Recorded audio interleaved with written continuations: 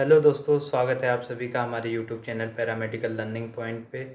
मैं करा रहा हूँ AMCRE लैब टेक्नीशियन एग्जामिनेशन की तैयारी, जिसमें हम डेली टॉपिक वाइज अपने MCQs कवर कर रहे हैं। इससे पिछली वीडियोज़ में हमने जो MCQs कवर किए हैं वो हैं क्लिनिकल पैथोलॉजी के MCQs और बायोकेमिस्ट्री के MCQs और क्लिनिकल बायोकेमिस्ट्री के MCQs। आज की जो हमारे MCQ रहने वाले हैं वो रहने वाले हैं हेमेटोलॉजी से। अगर आप हमारे चैनल पर पहली बार आए हैं तो हमारे चैनल को लाइक करें, शेयर करें, सब्सक्राइब करें ताकि आने वाली न्यू वीडियोस का नोटिफिकेशन आपको जल्दी मिल सके। आज के क्वेश्चन की ओर बढ़ेंगे। आज का जो हमारा पहला क्वेश्चन रहेगा, what is the normal range of haemoglobin in adult mail? वयस्क पुरुषों में हीमोग्लोबिन की सामान्य सीमा क्या होती है? ऑप्शन है हमारे पास 10 से 12 ग्राम पर DL, 12 से 14 ग्राम पर DL, 13 से 17 ग्राम पर DL, 18 से 20 ग्राम पर DL। तो इसका जो राइट आंसर होगा वो आपका ऑप्शन सी आपका राइट आंसर होगा, 13 से 17 ग्राम पर DL। और फीमेल की बात करें तो फीमेल में होता है हमारा 12 से 15 ग्राम पर DL। और न्यू बॉर्न में जो होता है हमारा वो होता है 18 से 22 ग्राम पर DL। इसका जो राइट आंसर होगा आपका वो होगा ऑप्शन सी। अगले क्वेश्चन की ओर बढ़ें। Which anticoagulant is use for complete blood count? CBC के लिए हम कौन सा एंटीकोगुलेंट यूज़ करते हैं? ऑप्शन है हमारे पास heparin, EDTA, sodium citrate, fluoride. Heparin जो होता है हमारा ये होता है ABG के लिए यूज़ करते हैं हम, और EDTA करते हैं हम होल ब्लड जो हमारा CBC होता है उसके लिए करते हैं। सोडियम साइट्रेट की बात करें ये होता है हमारा PT-APTT के लिए, कोगुलेशन टेस्ट के लिए।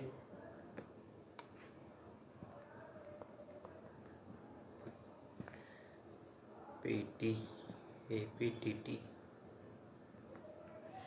और जो फ्लोराइड है हमारा ये होता है हमारा ग्लूकोज एस्टिमेशन के लिए।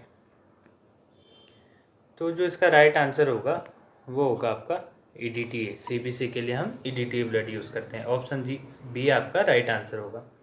अगले क्वेश्चन की ओर बढ़ें। Which WBC is the most abundant in normal blood? सामान्य रक्त में कौन सी श्वेत रक्त कोशिकाएं सबसे अधिक पाई जाती हैं? ऑप्शन है हमारे पास लिम्फोसाइट, मोनोसाइट, न्यूट्रोफिल, इजनोफिल। इसका जो राइट आंसर होगा वो होगा हमारा न्यूट्रोफिल। ऑप्शन सी आपका राइट आंसर होगा। न्यूट्रोफिल सबसे ज़्यादा फाउंड होती है हमारी WBC सेल्स में। और बात करें हम सबसे कम जो हमारी फाउंड होती है वो होती है बेसोफिल। बात करें अगले क्वेश्चन की। RBC are produce in which organ of the body? RBC शरीर के किस अंग में बनती है? ऑप्शन है हमारे पास liver, bone marrow, spleen, kidney. जो हमारा RBC का प्रोडक्शन होता है वो होता है हमारा बोन मैरो में। बोन मैरो में जो हमारी स्टेम सेल्स होती हैं वहाँ से हमारे RBC का प्रोडक्शन होता है। तो इसका जो राइट आंसर होगा आपका ऑप्शन बी आपका राइट आंसर होगा। अगले क्वेश्चन की ओर बढ़ें। What is the shape of RBC? RBC का आकार कैसा होता है? ऑप्शन है हमारे पास ओवल, स्पेरिकल, बाइकनकेव, इरेगुलर। जो RBC का शेप होता है आपका वो होता है बाइकनकेव शेप का। ऑप्शन सी आपका राइट आंसर होगा। अगले क्वेश्चन की ओर बढ़ें। Which stain is used in peripheral blood smear examination? Peripheral blood smear की जांच में कौन सा द्रव्य प्रयोग किया जाता है? ऑप्शन है हमारे पास Gram stain, Ziehl Neelsen stain, Leishman stain, acid fast stain. हम जो पेरिफेरल ब्लड स्मेयर के लिए स्टेन यूज़ करते हैं वो करते हैं लिस्मान स्टेन। ऑप्शन सी आपका राइट आंसर होगा। अगले क्वेश्चन की ओर बढ़ें। ESR is measured using which method? ESR किस विधि से मापा जाता है? ऑप्शन है हमारे पास Wintrobe tube method, Sahli's method, cyanmethaemoglobin method, Neubauer method. तो जो इसका राइट आंसर होगा वो होगा विंड्रोप मेथड। जो हम ESR मेथड एस्टिमेशन करते हैं तो हम करते हैं विंडो मेथड से और वेस्टर्न ग्रेन मेथड से।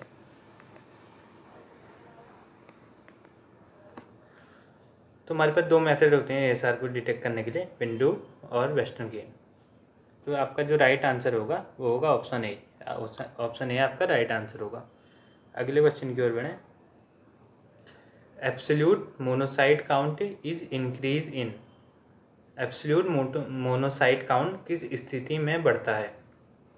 ऑप्शन है हमारे पास acute bacterial infection, tuberculosis, dengue, haemophilia. जो हमारी मोनोसाइट की बात करें, एब्सोल्यूट मोनोसाइट की, तो हमारी ये इंक्रीज होते हैं ट्यूबरक्लोसिस में। आंसर भी आपका राइट आंसर होगा। अगले क्वेश्चन की ओर बढ़ें। Which cell is responsible for antibody production. Antibody बनाने के लिए कौन सी कोशिका जिम्मेदार होती है? ऑप्शन है हमारे पास T lymphocyte, neutrophil, B lymphocyte, monocyte. जो हमारी एंटीबॉडी बनाने में हमारी हेल्प करती है सेल, वो होती है बी लिम्फोसाइट। ऑप्शन सी आपका राइट आंसर होगा। टी लिम्फोसाइट जो होती है हमारी किलर सेल होती है। अगले क्वेश्चन की ओर बढ़ें। Reticulocyte count is used to assess. Reticulocyte count गिनती किसके आकलन के लिए की जाती है? ऑप्शन है हमारे पास anaemia severity, bone marrow activity, WBC disorder, leukaemia. जो आपका राइट आंसर होगा वो होगा हमारा option B, bone marrow activity. Bone marrow की एक्टिविटी देखने के लिए हम रेटिकुलोसाइट काउंट करते हैं। ऑप्शन बी आपका राइट आंसर होगा। अगले क्वेश्चन की ओर बढ़ें। What is the life span of RBC। RBC का जीवन काल कितना होता है? ऑप्शन है हमारे पास 60 डेज, 90 डेज, 120 डेज, 150 डेज। जो आपका राइट आंसर होगा वो होगा ऑप्शन सी, 120 डेज। अगले क्वेश्चन की ओर बढ़ें।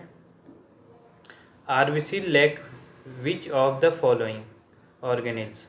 RBC में निम्नलिखित में से कौन सा ऑर्गेनेल नहीं होता?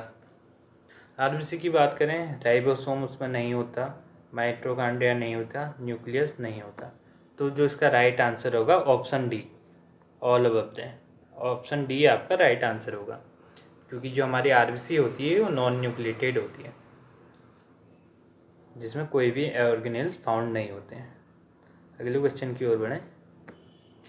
विच blood cell is increase in parasitic infection.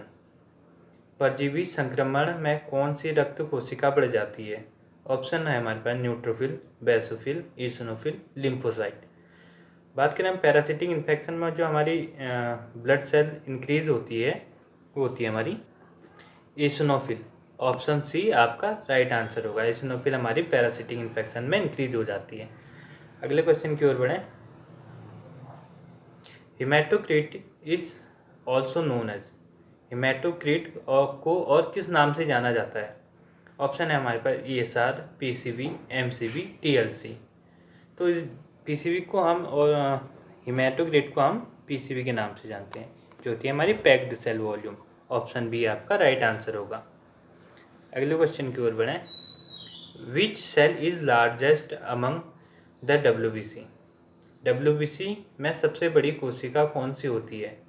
Option है हमारे पास lymphocyte, neutrophil, monocyte, ईसनोफिल।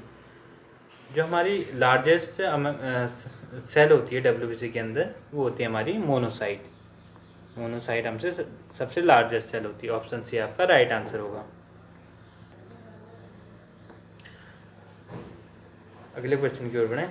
Which WBC increase in allergic condition. Allergy की स्थिति में कौन सी श्वेत रक्त कोशिका बढ़ती है? ऑप्शन है हमारे पास न्यूट्रोफिल, मोनोसाइट, बेसोफिल, ईसनोफिल। जो हमारी एलर्जी कंडीशन होती है उसमें हमारी जो WBC की सेल इंक्रीज होती है वह हमारी ईसनोफिल। ईसनोफिल हमारी एलर्जिक कंडीशन में इंक्रीज होती है। अगले क्वेश्चन की ओर बढ़ें। What is the normal platelet count. Platelet की सामान्य संख्या कितनी होती है? ऑप्शन है हमारे पास 1 से 1.5 लाख, 1.5 से 4 लाख, 4 से 6 लाख, और 10 लाख। और जो प्लेटलेट काउंट होते हैं, नॉर्मल प्लेटलेट काउंट, वो होते हैं हमारे 1.5 से 4 लाख। ऑप्शन बी आपका राइट आंसर होगा। अगले क्वेश्चन की ओर बढ़ें। Which stain is commonly use for bone marrow examination. Bone marrow की जांच के लिए सामान्यतः कौन सा द्रव्य प्रयोग किया जाता है, कौन सा स्टेन यूज किया जाता है? जो हमारे पास ऑप्शन है, Leishman stain, Giemsa stain, Ziehl Neelsen stain, Gram stain. बात करें हम बोन मैरो एग्जामिनेशन की, तो उसके लिए हम करते हैं जिम्सा स्टेन यूज़। लिस्मान हम पेरिफेरल ब्लड के लिए करते हैं, जिम्सा हम बोन मैरो एग्जामिनेशन करते हैं। तो जो आपका राइट आंसर होगा वो होगा आंसर बी। ऑप्शन बी आपका राइट आंसर है, जिम्सा स्टेन। अगले क्वेश्चन की ओर बढ़ें। Which disease show increase lymphocytes. किस रोग में लिम्फोसाइट की वृद्धि होती है?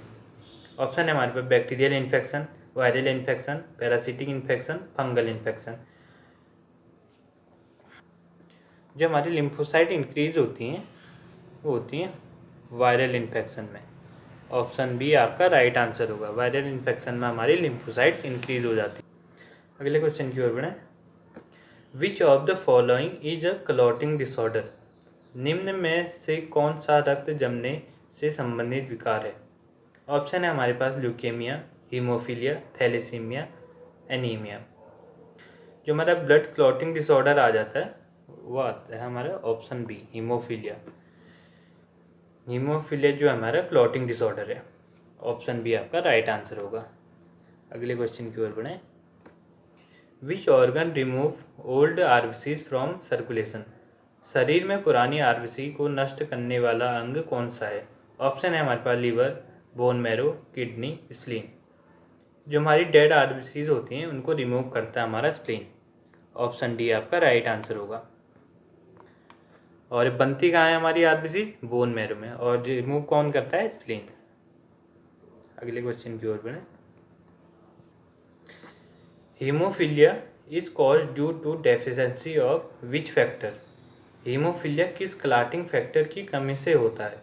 ऑप्शन है हमारे पास फैक्टर 2, फैक्टर 8, फैक्टर 10, फैक्टर 12। जो हमारा हीमोफीलिया होता है वो हमारा फैक्टर 8, जो हमारा फैक्टर 8 होता है उसकी डेफिशिएंसी से होता है। जो आपका ऑप्शन बी है आपका ये राइट आंसर होगा। अगले क्वेश्चन की ओर बढ़ें।